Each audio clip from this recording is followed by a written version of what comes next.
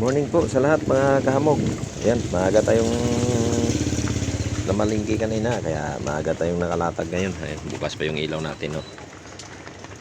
Paki-share na lang po ng video at paki-subscribe. Yun, umulan, no. Mabuti naman umulan kasi sobrang alikabok na kasi. At mainit, pag mainit at mabilis maglanta yung ating mga paninda. So, ayun mga kahamog ko dyan. Available na yung mga paninda natin dito, lalong-lalo na dun sa isda natin at saka manok. Ito, gulay. Bili na ako kayo. Maaga ko kaming nakatapos maglatag ngayon.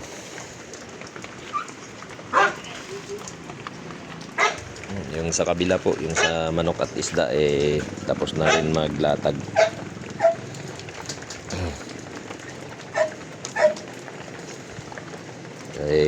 Sobrang tumal yung paninda natin, tuloy lang.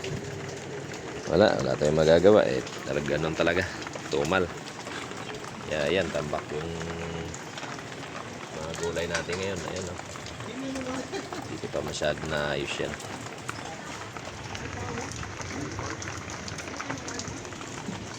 Buti na lang umulan. At yung oras na alas 7 na. Sana ganyan lang, hindi yung masyadong malakas ang ulan para naman hindi masyadong malanta yung mga paninda. Meron tayong mga gat-gat pala.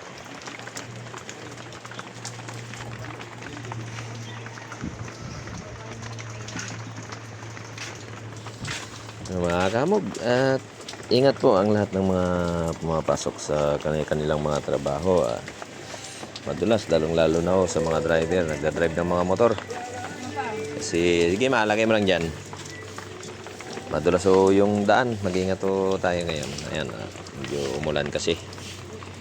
Ingat po, God bless po sa inyong lahat mga kamog. Yun, paki-share na lang po at paki-subscribe na rin.